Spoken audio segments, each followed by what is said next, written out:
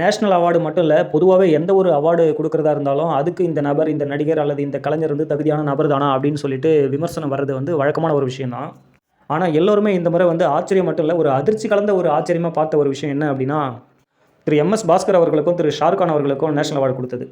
அவங்களுக்கு ஏன் குடுத்தாங்கன்னு பார்க்கல. இவ்ளோ நாளா அவங்களுக்கு நேஷனல் அவார்டு குடுக்காம இருந்தாங்களா? அப்படிங்கிறது தான் எல்லாருக்கும் இருக்கக்கூடிய ஆச்சரியம். உலக அளவுல வந்து ரசிகர் பட்டாளத்த வச்சிருக்கக்கூடிய ஒரு கதாநாயகனா வந்து இந்திய சினிமாவுல வந்து மிகப்பெரிய சாதனைகள படைச்ச ஷாருக்கான் அவர்களுக்கு வந்து ஜவான் படத்துக்காக நேஷனல் அவார்டு குடுத்தது ரொம்பவே ஹேப்பி. ஆனா, கிட்டத்தட்ட 1 டஜன் படங்கள் நேஷனல் அவார்டுக்கு தகுதியான படங்கள் அவர் நடிச்சிருக்காரு இதுக்கு முன்னாடி அப்படிங்கிறது தான் உண்மை. அதே மாதிரி இவருடைய நடிப்பு திறமைக்காகவே தனியா ஸ்கிரிப்ட் எழுதி படம் பண்ணலாம் அப்படிங்கிற அளவுக்கு இளம் இயக்குனர்களுக்கு வந்து ஒரு ஊக்கம் அளிக்கக்கூடிய வகையில மிகப்பெரிய ஒரு துணை நடிகரா எந்த ஒரு கதாபாத்திரம் கொடுத்தாலும் அதை தத்ரூபமா திரையில கொண்டு வர அளவுக்கு ஒரு மிகச்சிறந்த நடிப்பை கொடுக்கக்கூடிய எம்.எஸ். பாஸ்கர் அவர்களுக்கு பார்க்கிங் படத்துல நடிச்சதுக்காக நேஷனல் அவார்டு கொடுத்திருக்கிறது ரொம்ப ரொம்ப ஹாப்பி தான். ஆனா எண்ணிக்கையில் அடக்கினால் கைவிரல்கள் போதாது அப்படின்னு சொல்லக்கூடிய அளவுக்கு நேஷனல் அவார்டுக்கு தகுதியான மிகச்சிறப்பான நடிப்பை வந்து ஏராளமான படங்கள்ல அவர் வந்து கொடுத்திருக்காரு அப்படிங்கிறது தான் உண்மை. உண்மை மட்டும் இல்ல, நிறைய ரசிகர்களுக்கு, நிறைய தமிழ் ரசிகர்களுக்கு அது தெரியும். இவங்க 2 பேருக்குமே இப்ப விருது கிடைச்சதுலேருந்து நாம தெரிஞ்சுக்க வேண்டிய விஷயம் என்ன அப்படின்னா, கடினமான முயற்சிக்கும் உண்மையான உழைப்புக்கும் எத்தனை காலங்கள் கடந்தாலும் உரிய பலன் கிடைத்தே தீரும் அப்படிங்கிறதுக்கு தேசிய விருது வாங்கின இவங்க 2 பேருடைய திரை வாழ்க்கை தான் ஒரு மிகச்சிறந்த உதாரணம்.